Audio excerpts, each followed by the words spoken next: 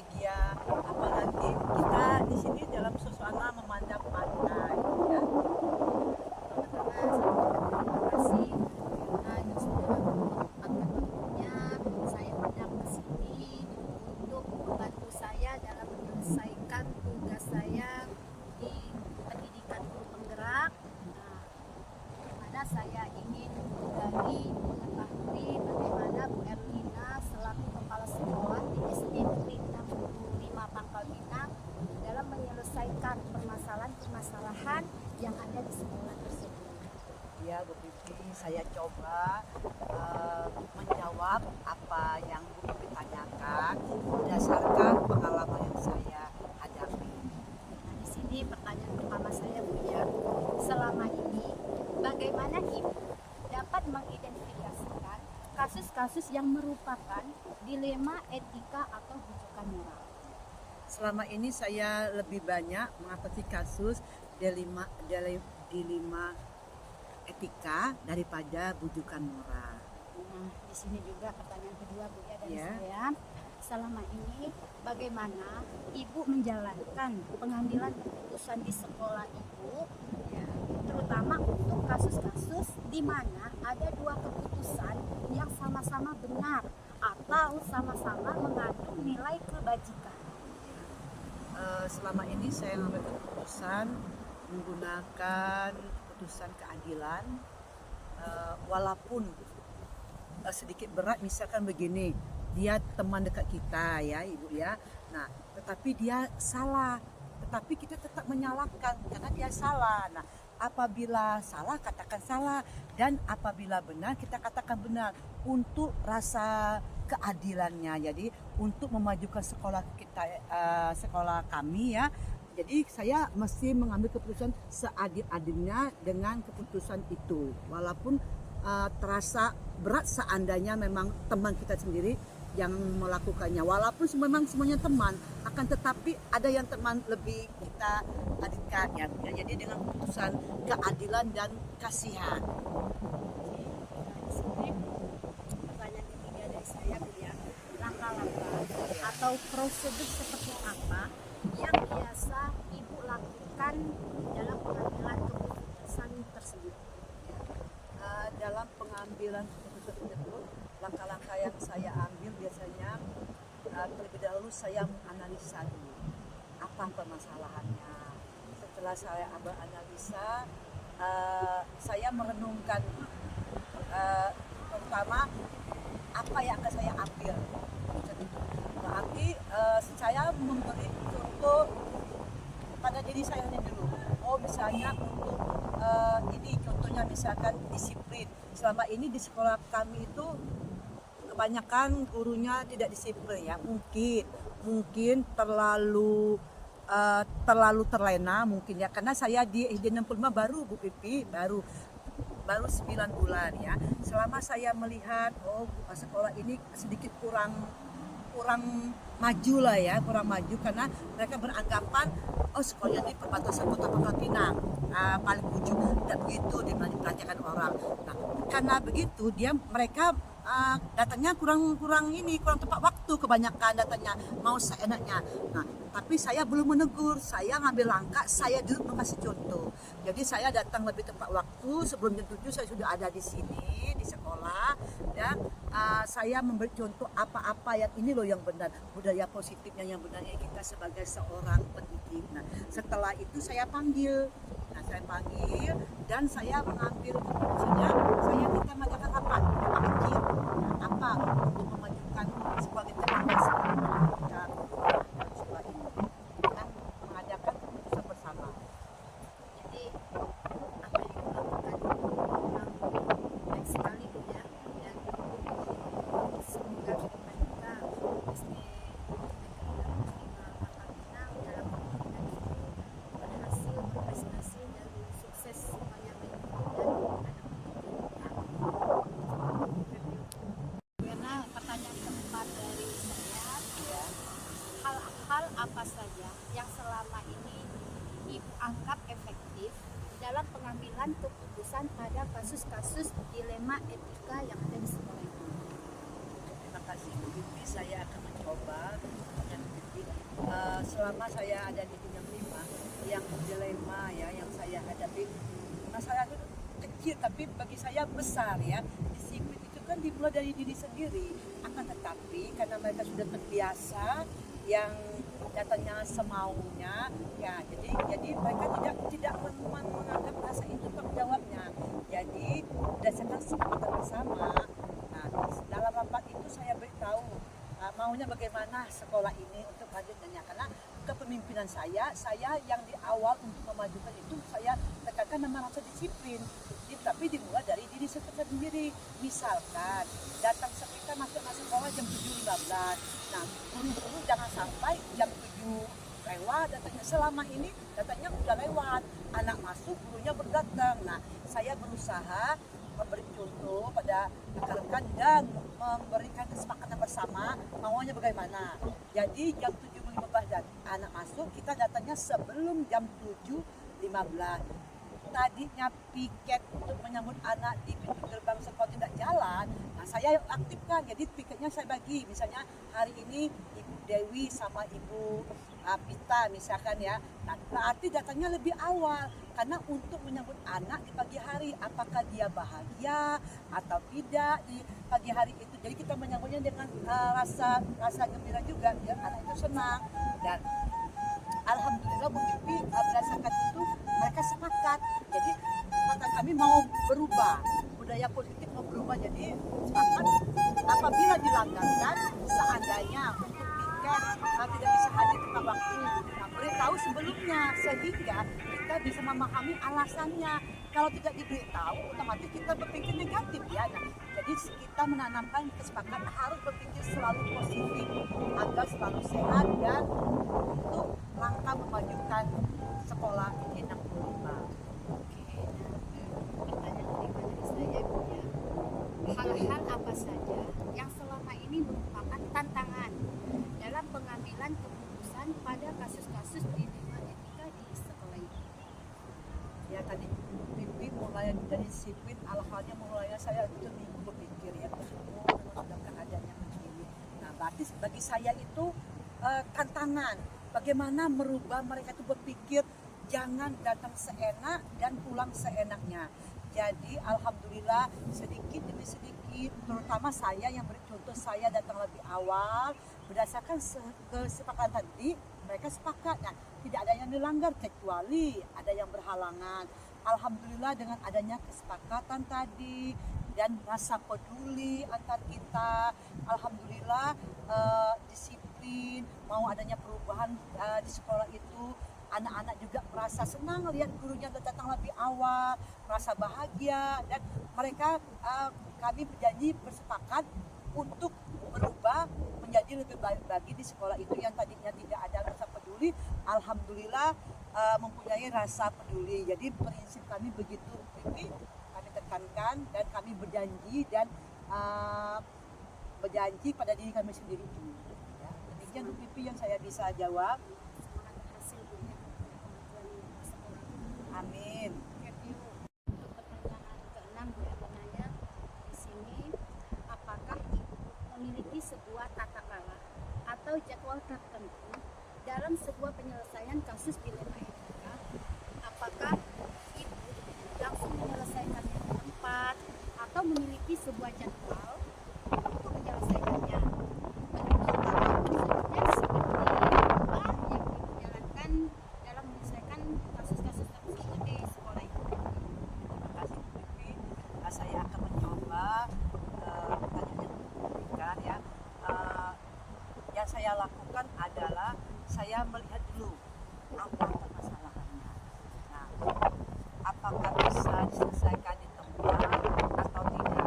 Kalau bisa diselesaikan di tempat, saya selesaikan di tempat. Saya panggil yang punya permasalahan ini, saya panggil dan saya tanya bagaimana permasalahannya. Alhamdulillah bisa diselesaikan ya. Akan tetapi kalau permasalahan itu mungkin saya panggilnya hanya dua mata antara saya dan si itu ya. Itu kalau tergantung permasalahannya. Kalau untuk dipecahkan orang, nah kita membahas ini. Nah, harus diselesaikan hari itu juga. Karena kalau semakin masalah tidak diselesaikan, akhirnya berpengaruh mengajar di dalam kelas dan berpengaruh juga dengan kegiatan belajar mengajar dan dengan aplikasi guru juga. Nah, akan tetapi kalau permasalahan cepat diselesaikan, kalau pasti diselesaikan bersama, alangkah bagusnya hari itu juga diselesaikan. Dan akan tetapi juga kalau masalah itu agak pribadi, terpaksa saya selesaikan berdasarkan dua mata aja, antara saya dan si guru itu. Berarti letaknya kesimpulan permasalahan. Pertanyaan selanjutnya Bu ya, adakah seseorang atau faktor-faktor apa yang selama ini dalam pengambilan keputusan dalam kasus dilema etika? Ya, pasti ada ya faktor-faktor penyebabnya untuk dan di sana saya di 65 memang saya ditempatkan di area yang sangat ya, di sana yang sangat menurut saya adalah pengawas milik kepala bank Birkwata ya, dia banyak memberi dorongan pada saya, motivasi pada saya bahwa Bu Erlina pasti bisa, cocok ada di sana. Saya bingung permasalahannya apa, belum tahu apa masalahnya. Ternyata saya terjun ke sana melihat ini masalahnya. Memang sih kalau dituduh memang berat. Akan tetapi kalau kita mengadakan suatu kesepakatan bersama, berkolaborasi, insya Allah permasalahan itu bisa diselesaikan dengan mudah ya. Dan yang paling memberi motivasi saya adalah suami saya ya. Suami saya sering berpendapat ya bagaimana dan keadaan begini. Nah, suami saya memberi motivasi, berarti ibu harus begini, harus begini. Jadinya dengan adanya motivasi pengawas juga suami saya juga mempunyai teman dekat saya ya. Teman dekat saya juga dia selalu memberi motivasi wejangan yang positif. Alhamdulillah teman saya itu adalah Bu Pipi sendiri ya. Alhamdulillah ya. Dan jadi kami saling sharing.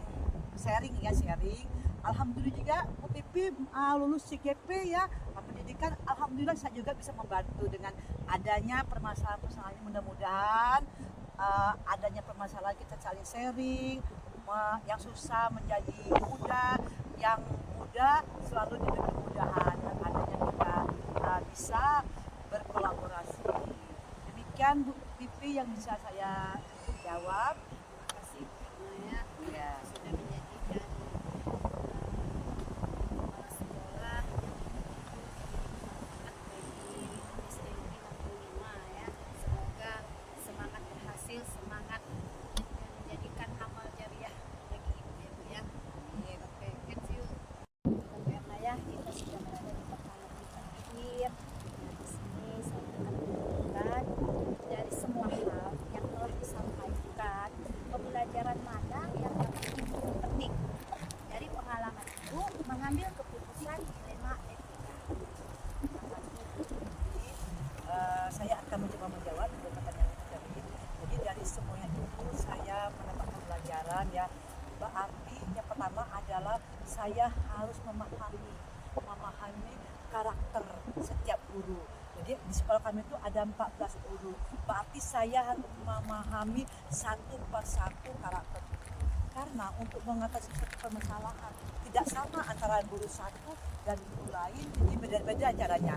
Jadi yang si A begini tipenya, kita harus mengatasinya begini. Jadi pertama tadi memahami karakter guru. Keduanya kita bisa mengontrol diri ya. Jadi dengan saya sebagai pak sekolah, saya bisa mengontrol diri saya agar bisa apa yang kita inginkan berjalan dengan baik. Dan yang ketiga, kita harus menjalankan kolaborasi. Jadi dengan adanya kolaborasi, nah kita memudahkan untuk mencapai suatu keinginan yang untuk memajukan sekolah kita bagaimana maunya. Jadi dengan adanya kolaborasi dan kita belajar untuk menjadi yang tadinya tidak baik menjadi yang terbaik dan menerima hasil pendapat kawan. Jadi dengan adanya evaluasi dan refleksi diri, nah kita bisa menyimpulkan apa kesimpulan dari semuanya itu untuk memajukan sekolah kita biar kita sama sejajar dengan sekolah lain.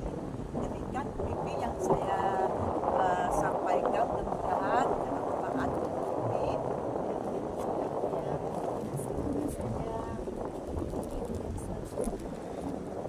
Manfaat pengalaman dan inspirasi bagi saya ke depannya. Ya. Dan di sini juga saya harap sekolah yang dipimpin semakin baik, semakin berprestasi dan menjadi contoh yang baik juga SSD di Kota Pangkal Pinang yang lainnya. Terima kasih waktunya Buya, dan di sini juga saya berterima kasih banyak ya di sini.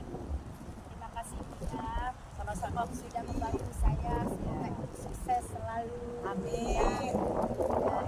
Doa yang sama juga Pipi, juga semoga sukses dan bisa selesai sampai akhir mengikuti pendidikan JGP-nya dan bisa menerapkan pada anak-anak dan teman-teman semuanya, dan bisa juga mengikuti JGP seperti Pipi. Amin, amin. Sukses untuk kita semua ya. Amin.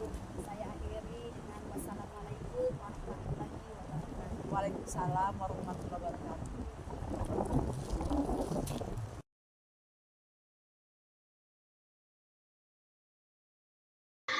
Assalamualaikum warahmatullahi wabarakatuh. Saya Pipianti, calon guru penggerak angkatan 8 SD Negeri 24 Kota Pangkal Pinang.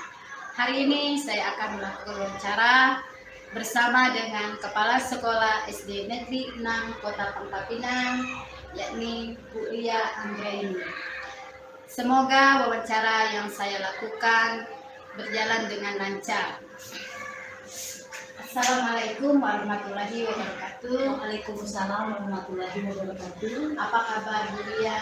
Kabar baik. Bu Titi? Alhamdulillah saya juga baik dan saya juga bahagia karena Bu Lia sudah menyempatkan waktunya untuk membantu saya dalam tugas pendidikan calon guru penggerak, yaitu untuk menggali, untuk mencari pengalaman juga bagaimana Bu Lia selama ini menyelesaikan masalah-masalah yang ada di sekolah Bu Lia. Nah, di sini pertanyaan pertama saya adalah, selama ini bagaimana Ibu dapat mengidentifikasikan kasus-kasus yang merupakan dilema etika atau bujukan moral? Baik, terima kasih Bu Vivianti atas pertanyaannya. Jadi saya sebagai kepala sekolah di SD Negeri 6 Pangkal Pinang ini sering sekali menghadapi situasi seperti dilema etika maupun bujukan moral. Untuk dilema etika ini saya identifikasi dengan posisi benar dengan benar. Contohnya jika ada saya memberikan tugas kepada guru, ini contohnya beberapa hari terakhir ini saya memberikan tugas kepada guru, dipercayakan menjadi ketua kegiatan di sekolah. Pada hari kegiatan ternyata beliau berhalangan hadir karena anak beliau ternyata sedang sakit dan perlu dirawat medis. Sedangkan pada saat itu kegiatan harus berlangsung dan beliau menjadi ketua kegiatan. Sehingga di sini perlu pertimbangan yang matang agar nyaman di kedua belah pihak. Di satu sisi guru tersebut juga tidak mau anaknya sakit kan, sedangkan kegiatannya itu sudah lama planning. Sehingga di sini saya melihat sebagai didikan etika saya sebagai kepala sekolah, karena sama-sama penting. Selanjutnya untuk bujukan moral, Bu. Nah, kalau bujukan moral ini situasi ketika dihadapkan dengan posisi benar dengan posisi yang salah. Jadi baru-baru ini juga ada orang yang menawarkan ke sekolah terkait bazar buku. Pada saat itu saya minta surat izin dari Dinas Pendidikan dan Kebudayaan Kota Pangkal Pinang. Ternyata beliau tidak mampu menunjukkan surat tersebut. Sedangkan SOP-nya kan harus ada izin. Di sekolah ini kan atasan kita itu ada Dinas Pendidikan dan Kebudayaan Kota Pangkal Pinang.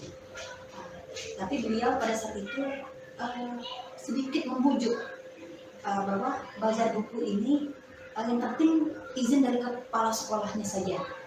Nanti akan ada keuntungan yang didapat oleh kepala sekolah. Nah, saya lihat posisi ini kan salah karena sudah tidak sesuai dengan SOP, juga ada iming-iming saya mendapat keuntungan secara pribadi. Jadi tentunya sebagai kepala sekolah yang bijaksana kita sesuai aturan dan posisinya ya benar kita melakukan itu karena posisi yang ditawarkan oleh yang bersangkutan itu salah. Jadi saya identifikasi itu sebagai berita bohong. Nah, kita lanjut ke pertanyaan kedua Bu ya. Selama ini bagaimana Ibu menjalankan pengambilan keputusan di sekolah itu, terutama untuk kasus-kasus di mana ada dua keputusan yang sama-sama benar atau sama-sama mengandung nilai kebajikan? Nah, terima kasih Bu. Jadi kalau kan misal ini hanya melibatkan segelintir orang, pada saat itu saya mengambil keputusannya segera mengonfirmasi kepada yang bersangkutan untuk mengambil keputusan yang tepat dan cepat sasaran. Akan tetapi jika menyangkut orang banyak, apalagi di sekolah kami Bu, begitu banyak karakteristik latar belakang orang tua, jumlah siswa yang banyak dan guru juga, ini perlu koordinasi. Koordinasinya ini saya biasanya lakukan dengan melakukan briefing agar ada keputusan yang nyaman bagi semua orang, bukan hanya nyaman bagi saya, tapi semua orang yang berkepentingan di sekolah ini itu dilibatkan dalam setiap keputusan. Nanti ya, kita lanjut ke pertanyaan ketiganya. Di sini ada langkah-langkah atau prosedur seperti apa yang biasa Ibu lakukan selama menyelesaikan permasalahan tersebut? Seperti yang pertanyaan sebelumnya Bu, prosedur yang tepat itu dan membuat kita aman dan nyaman itu tentunya koordinasi. Di sekolah ini ada tim. Orang tua juga punya komunitasnya, yaitu komite maupun paguyuban. Siswa juga punya komunitasnya, komunitas siswa, komunitas belajar. Di sini ada koordinasi. Tentunya prosedurnya itu kita koordinasi semua pihak. Karena sekolah ini bukan kerja kepala sekolah saja. Saya sebagai kepala sekolah bukan superwoman, tapi sekolah ini ada super tim. Sehingga prosedurnya itu selalu berkoordinasi dengan berbagai pihak. Juga melibatkan dinas pendidikan maupun Berarti kita ada koordinasi ya di sini ya, supaya tidak ada kesalahan-kesalahan yang lanjut lagi Bu ya ke pertanyaan selanjutnya. Di sini hal-hal apa saja yang selama ini Ibu anggap efektif dalam pengambilan keputusan pada kasus-kasus di Lima Hektar? Ini bisa pengalaman saya tadi koordinasi itu hal efektifnya itu kalau koordinasi kalau memang melibatkan hanya segelintir orang itu langsung konfirmasi segera ke yang bersangkutan. Tapi jika menyangkut hajat orang banyak itu koordinasi dengan berbagai pihak. Tentunya memikirkan resiko-resiko sehingga perlu ada manajemen resiko yang diambil dari kepala sekolah melibatkan semua pihak tim yang ada di sekolah. Itu langkah efektifnya, mengadakan rapat, kolaborasi. Oke. Di sini yang pertanyaan selanjutnya lagi, setidaknya Bu ya, kalau di situ dalam pengambilan keputusan kita anggap efektif, berarti di sini setidaknya pasti akan ada tantangan-tantangan ya. Seefektif apapun sedikit banyaknya pasti tantangan itu ada. Nah, di sini bagaimana hal-hal yang dilakukan supaya tantangan dalam pengambilan keputusan pada kasus-kasus di Lima Hektar ini menjadi sedikit tantangannya? Iya baik Bu. Jadi tantangan ini kadang-kadang dari pihak internal, tantangan yang guru untuk menyamakan persepsi guru itu pekerjaan yang tidak mudah. Jadi tantangan ini membuat saya sebagai kepala sekolah untuk melakukan inovasi dalam pengambilan keputusan. Jadi tantangan ini bukan menjadi penghambat, tapi menjadi suatu motivasi saya sebagai kepala sekolah untuk menyelaraskan, mensinergikan setiap pihak dalam pengambilan keputusan sehingga resiko itu bisa diminimalisir. Jadi ini ceritanya waktu yang kegiatan 17 Agustus kemarin ya. Di satu sisi kita tidak punya dana, Tapi di satu sisi kita mau mendukung program pemerintah provinsi Kepulauan Mentawai itu, sehingga di sini kita perlu inovasi untuk membuat kegiatan itu bisa berjalan, karena kami di SD 6 itu mengirimkan anak untuk ikut PBB maupun karnaval. Sebelumnya saya dengan komite itu sudah berkoordinasi ya Bu ya. Nanti kita mengajukan proposal ke pihak-pihak yang berpotensi untuk memberikan bantuan ya ke perusahaan-perusahaan. Akan tetapi kan proposal ini tidak secepat yang kita inginkan. Ada pertimbangan juga dari pihak penerima proposal kita itu. Sehingga untuk langkah cepatnya kami mengumpulkan paguyuban orang tua yang sudah terpilih, merapatkan mereka untuk mencari solusi agar kegiatan berjalan dengan baik dan anak-anak kita itu tampilnya tidak malu-maluin. Alhamdulillah pada saat itu kesepakatan bahwa mereka bersedia menyumbang dalam bentuk uang, tidak ditentukan. Jadi ada tantangannya, karena yang pada saat rapat itu pasti ada perbedaan pendapat. Itu tantangan sekali. Akan tetapi perbedaan pendapat ini bisa kita redam dengan solusi bersama yang membuat kita aman dan nyaman bersama. Jadi ada perbedaan pendapat, dan ketika sudah clear, sudah dapat keputusan, tentunya masih banyak lagi tantangannya, penyampaian dengan orang tua yang lain, karena yang ikut rapat itu hanya paguyuban saja, pengurusnya. Sehingga tantangannya itu membuat kita di sekolah ini kan khawatir. Abang ya kalau nama sumbangan ini riskan, walaupun 1.000 rupiah pun kita riskan. Alhamdulillah tantangan ini bukan menjadi penghambat ya. Posisinya jika memang ada yang tidak bersedia, kita tidak paksa, tapi yang bersedia kita rangkul sehingga menjadi daya dukung kita dalam pelaksanaan kegiatan, bukan hanya kegiatan saja, tapi kegiatan lain. Ini. Nah, berarti dari tantangan-tantangan tadi di sini pastinya ya ibu memiliki cara penyelesaiannya. Nah, di sini saya akan menanyakan, apakah ketika ibu menyelesaikan permasalahan dari ibu dilema etika atau rujukan moral yang kata ibu tadi itu, apakah penyelesaian itu ibu lakukan di tempat langsung atau ibu menjadwalkan penyelesaian tersebut dengan prosedur yang ibu jalani seperti apa? Baik Bu ya, nah, berdasarkan pengalaman saya, jika saya dihadapkan situasi dilema etika tapi dengan menyangkut segelintir orang, itu akan langsung saya selesaikan. Misalkan contoh, ada anak yang bermasalah, sehingga orang tuanya itu tidak terima dan mengadu ke sekolah, sehingga kita harus butuh penyelesaian. Tidak bisa kita jadwalkan 1 bulan kemudian atau 2 bulan kemudian, itu tidak bisa, karena sifatnya insidentil, sehingga perlu diberikan tindak lanjut segera. Padahal dilemanya itu guru ketika menyelesaikan permasalahan itu di jam mengajar, sehingga anak-anak yang lain jadi korban.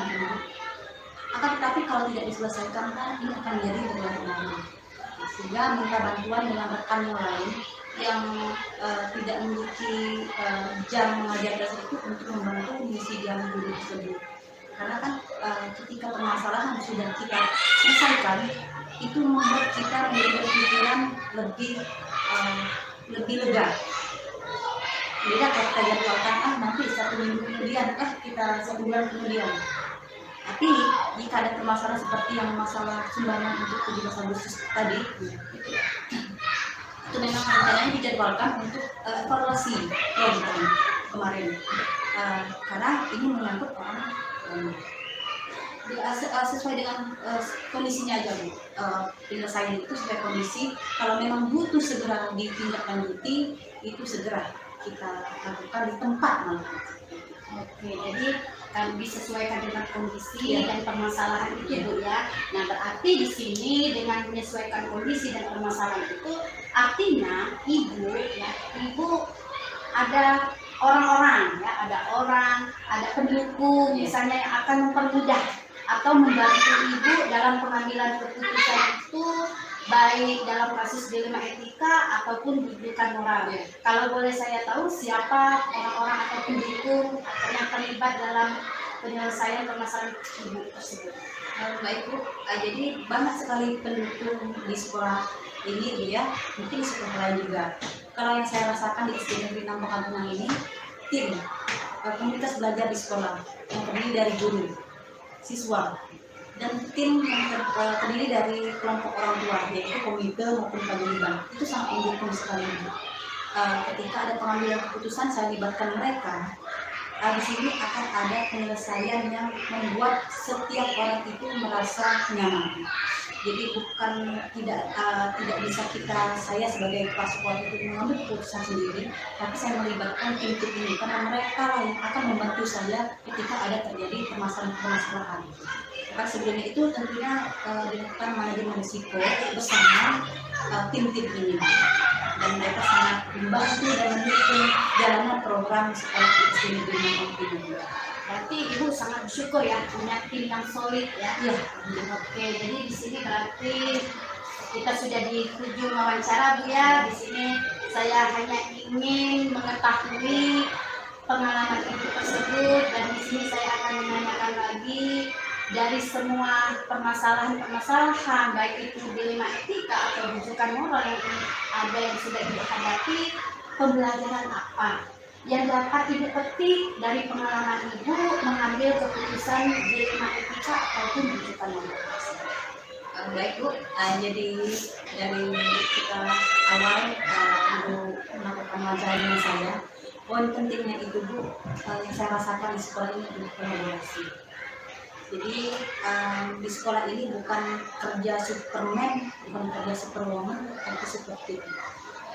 Itu kuncinya kolaborasi. Jika ada berbagai pihak yang ada di sekolah yang terlibat dan mendukung program sekolah, insya Allah sekolah menjadi sekolah yang berkemajuan dan sesuai harapan, dan brandingnya itu menjadi harum di lingkungan masyarakat sekitar. Bukan hanya itu saja tapi Bu, tapi untuk anak kita. Karena bersama-sama kita bersinergi untuk mencerdaskan anak bangsa dan kolaborasi dari berbagai pihak yang terlibat. Oke, alhamdulillah sekali Bu ya. Nah, di sini saya sangat banyak sekali mendapat pengalaman dari Ibu. Nah, di sini juga saya berharap Ibu semakin semangat ya dalam bekerja, dalam berkarya, maupun menginspirasikan anak muridnya, guru-guru di sekolah ini, termasuk saya sebagai calon guru penggerak ya di sini yang sedang menyelesaikan tugasnya. Ibu juga menjadi pengalaman saya, dan saya juga berterima kasih. Saya doakan Ibu sukses dunia akhirat ya Bu ya, dan menjadi amal jariah Ibu juga. Nah, di sini saya sekali lagi terima kasih telah membantu proses nilai saya juga di sini Bu ya. Semoga saya juga mendoakan saya ya, semoga pendidikan calon guru penggerak ini berjalan lebih baik sesuai dengan targetnya. Saya berterima kasih sekali lagi pada Ibunya. Bu Vivi ya, semoga selesai sampai akhir. Bu Vivi nanti menjadi guru penggerak yang bergerak dan menggerakkan. Amin. Terima kasih sekali doa Bu ya.